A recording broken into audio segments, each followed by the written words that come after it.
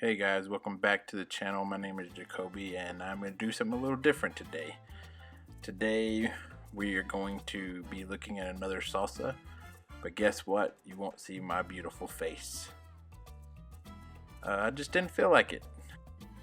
But today's episode we are looking at another salsa, which is pictured here, and it's going to be more of a hybrid between a pico de gallo and your traditional salsa.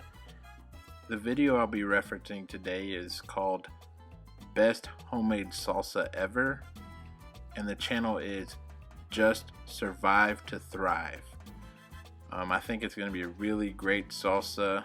As you can tell, it's got the chunky, it's got the smoothness in the pictures. So I'm gonna run the ingredients list now and we will put it all together. In her video she used like 12 tomatoes.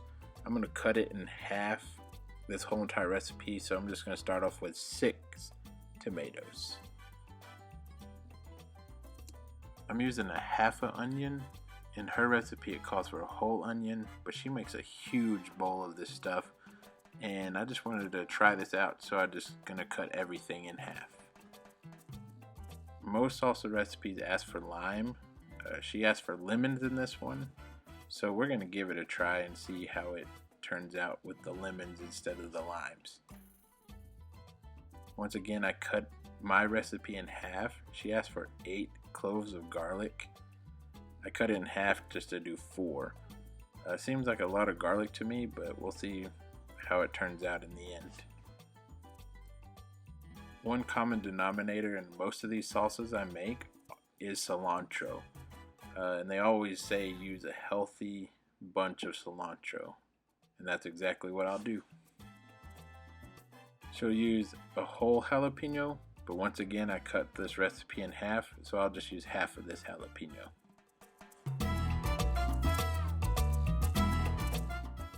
This recipe called for garlic powder, which I thought was pretty interesting since we already have so much garlic. But we'll see what happens and see how it turns out. And you always need your best flavor enhancer buddy, salt.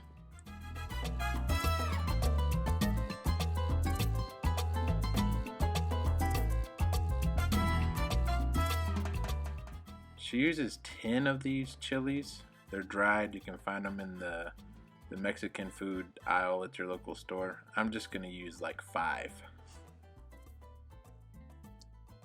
We're going to start by chopping 3 tomatoes. We're going to roast the other 3.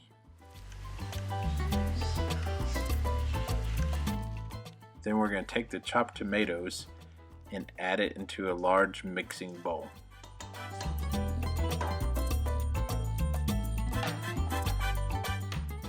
And now we're going to move on to the onion, which I only use half of it. And after it's chopped, we'll add it back into the bowl. Then we'll move on to the garlic and get that finely chopped.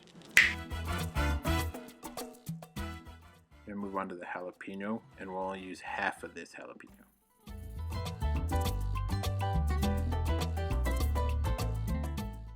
Her recipe calls for 2 lemons. I'm just going to use 1.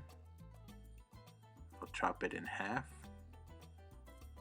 and then I'll juice it into a bowl for later on. And then we'll move on to the cilantro, which is about a 1/4 cup. You take your salt and garlic powder mixture and put it in the bowl with everything else. In a frying pan, you're going to roast the 3 other tomatoes until they got a nice char on them like this, and your 5 dried chili peppers. You're going to take your chili peppers and your tomatoes that have been roasted and put them in a blender.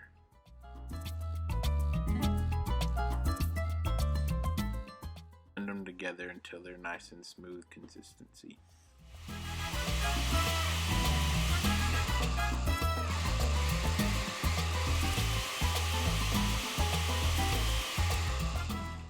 Then take your roasted ingredients and pour them in with the fresh ingredients.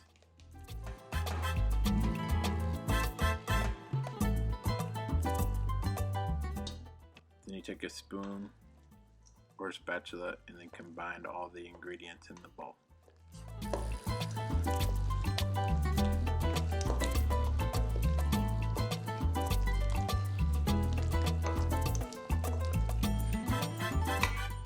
After combining, you can pour it into a bowl or a container and put it in the fridge to store. Here's the finished product. It's a beautiful salsa. It's got a little heat.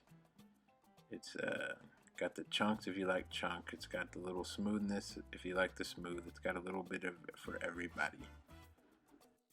This salsa was super easy to put together. The hardest part was probably roasting the peppers and the tomatoes. Once again, I'll put in the description below a link to the video that inspired this, along with the links to like the blender or the bowl or the plate or the cutting board, even the chilies. I'll put a link in the description below where you can get those online. Thanks for watching, and always, if you want to, please like, comment, and subscribe. Share with your friends, and remember, KISS. Keep it simple, stupid. See you next week.